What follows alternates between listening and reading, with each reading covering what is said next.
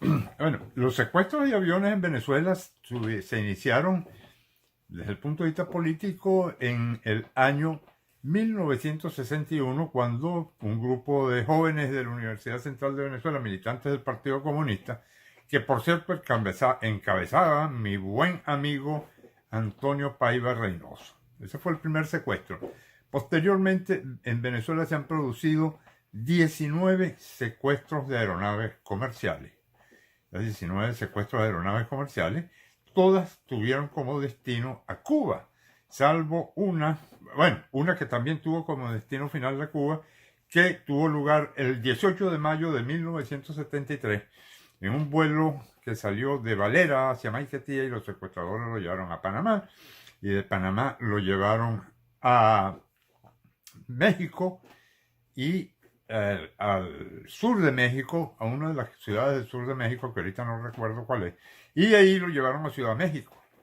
Aterrizaron en Ciudad México e iniciaron unas conversaciones con el gobierno mexicano solicitando asilo político y un acuerdo con el gobierno venezolano, que liberara el gobierno venezolano a todos los presos políticos.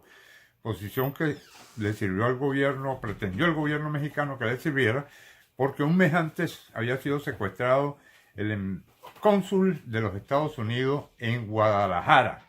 Y el gobierno mexicano entró en conversación y en negociación con los secuestradores, y trataba con esto de lavarse la cara. Es decir, bueno, Venezuela también lo hace. Da la casualidad que yo me encontraba en México y participé en esa operación, en el cual el hijo del presidente Echeverría, para el momento, hasta se ofreció, iba a salir en un helicóptero de la residencia presidencial a entregarse a los secuestradores para garantizarles su seguridad y llevarlos desde ahí a México. Finalmente fue el subdirector de la Federal de Seguridad quien los acompañó hasta México. Esta gente llegó a Cuba, los acompañó hasta Cuba, perdón. Llegaron a Cuba y en Cuba los pusieron presos. Se habla de que había un acuerdo, de que se hubo un acuerdo entre Cuba y Venezuela para terminar con los secuestros de aviones, que constituían no solo una especie de amenaza a la población que usaba esos servicios, sino que aparte era un medio de propaganda escandaloso que aprovechaban o pretendían aprovechar ellos, copiándose un poco de los grupos islámicos que hicieron ese tipo de operación y algunos grupos de extrema derecha y extrema izquierda en Europa. Esa es más o menos la situación.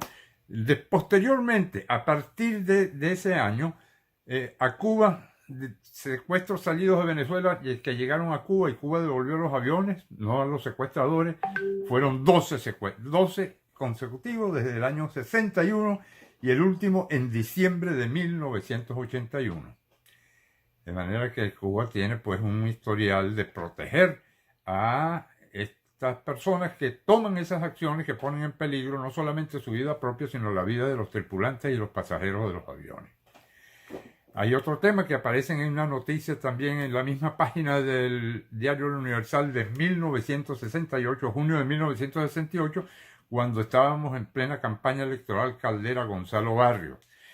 Y se refiere a los atracos a bancos. Los atracos a bancos en Venezuela hasta el año 68 habían comenzado a tomar cuerpo por las acciones de los grupos de guerrilla urbana. A tomar acciones. Y el presidente Leoni, al final de su mandato, los últimos meses de su mandato, inicia una política de pacificación. Y esa política de pacificación, aunado a la idea de los soviéticos, poner en vigencia su teoría o su línea política que llamaban de la paz democrática, que fue adoptada por el Partido Comunista en Venezuela, le exigió a los cubanos que no siguieran haciendo este tipo o estimulando este tipo de operaciones, y también no estuvieran estimulando la acción armada en Venezuela.